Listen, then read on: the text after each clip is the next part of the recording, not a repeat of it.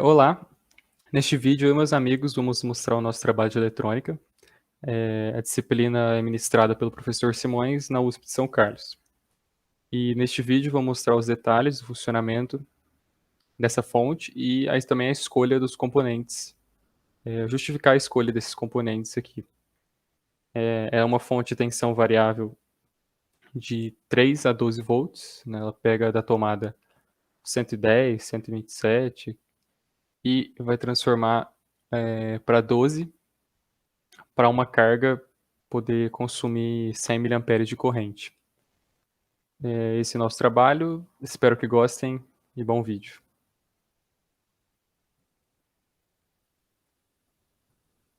Calma, deixa eu só colocar um microfone. Opa! Nossa! Eu sou o Bernardo e eu vou ser o apresentador de vocês para cerca de três elementos do nosso circuito de fonte, da fonte, que seria o transformador, que é essa parte aqui, a ponte de diodo, que é essa parte aqui, esse losango, e o capacitor, que é isso aqui. E esses três componentes são muito importantes para a criação da fonte. E eu vou explicar o porquê.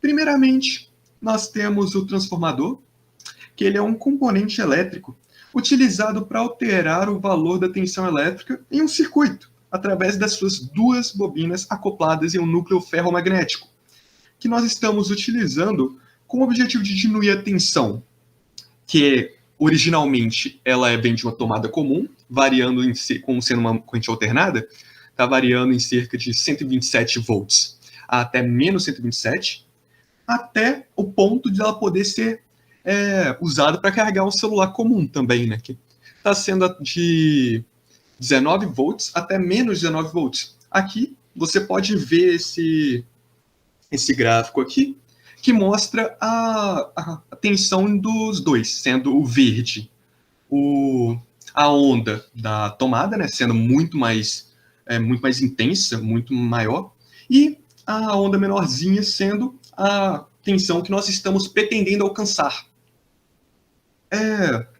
Nós podemos escolher, né, o valor da tensão por meio do número de voltas do fio em volta da primeira bobina em relação ao número de voltas em volta da segunda bobina, que no caso nós estamos usando a razão de 0,15 para isso, para alcançar o nosso objetivo.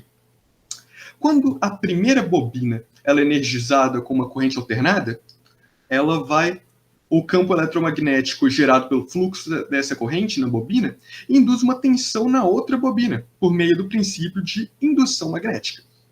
Agora, segundamente, nós temos aqui a ponte de diodo, ela sendo um dispositivo retificador de tensão, ou seja, ela transforma uma tensão alternada em uma tensão contínua, permitindo que o circuito seja alimentado pelos dois ciclos da corrente alternada, que seria um ciclo dele sendo o que passa por aqui, e o outro ciclo sendo o que passa por aqui.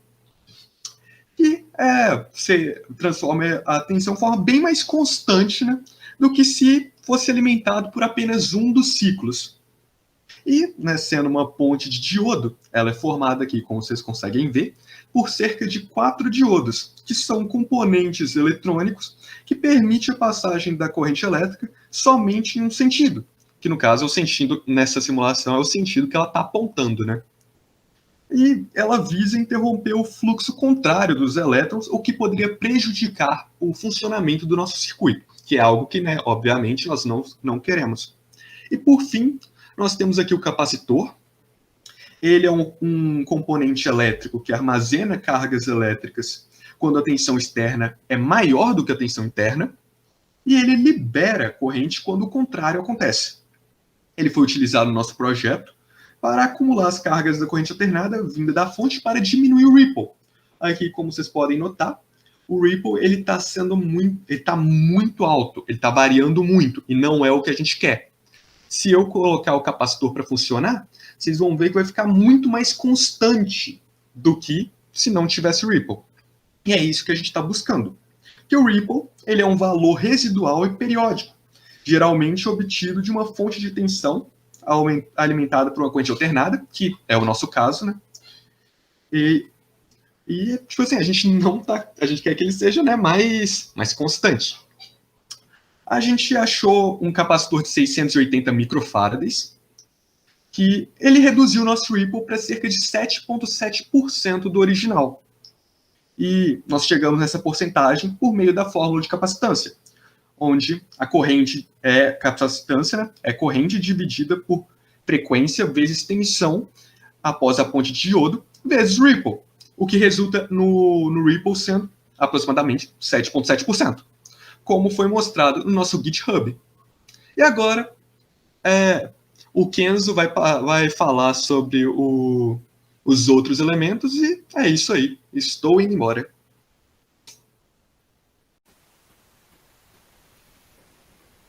E aí, aqui é o Kenzo e eu vou explicar um pouquinho sobre o diodo de Zener, o transistor aqui e o potenciômetro no nosso circuito. Bom, primeiramente, começando com o diodo de Zener, a gente sabe que o diodo é um componente eletrônico que permite a passagem de corrente elétrica só em um sentido. Mas o diodo de Zener é um pouquinho diferente. Ele é polarizado de forma invertida em relação aos diodos normais, e o objetivo dele é permitir a passagem de corrente dependendo da voltagem submetida nele. Então, ele só conduz uma corrente se ele estiver submetido a uma tensão maior que sua tensão de trabalho. Assim, ele limita a voltagem, o valor da voltagem, que passará pelo resto do circuito. No nosso caso, a gente usou um diodo de Zener de tensão de aproximadamente 13 volts. E, desse modo, se houver uma voltagem maior, por exemplo, de 14, 15 ou 16 volts, ou outro valor maior que 13 volts, o Zener sempre vai regular a voltagem para 13 volts.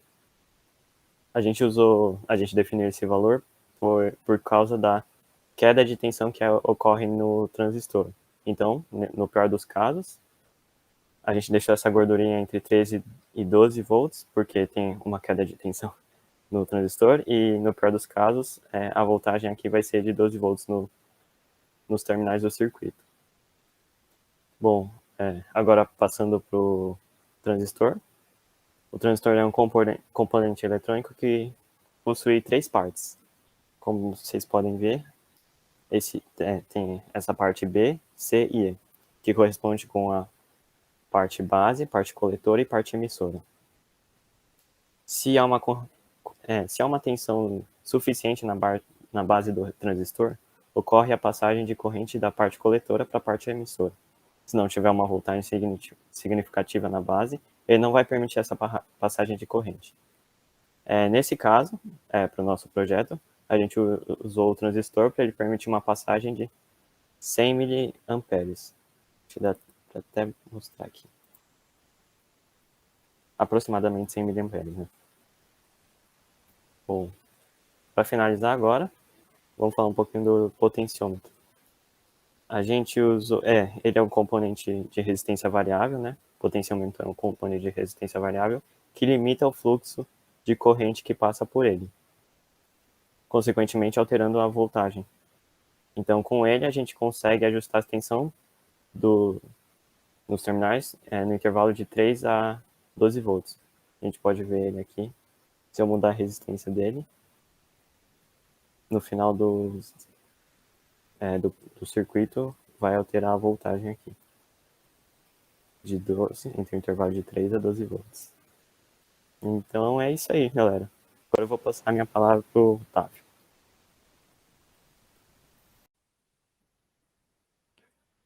Opa, aqui é o Otávio de novo. E agora eu vou falar um pouco da escolha dos nossos componentes. Componentes reais, né, que a gente pôde escolher para montar a fonte na realidade. Vocês também, se quiserem montar, podem escolher esses mesmos componentes aí que eu acho que funciona. Os componentes são esses aqui, né? Todos juntos com os que a gente escolheu. Tem o link aqui no nosso Git. E todos têm o link de cada componente. Mas eu vou falar de alguns aqui em especial, que é o capacitor, o diodo de Zener e o transistor. A gente escolheu esse capacitor aqui porque ele conseguia reduzir bastante o Ripple a 7%, deixar um Ripple bem baixo. E ele não era tão caro.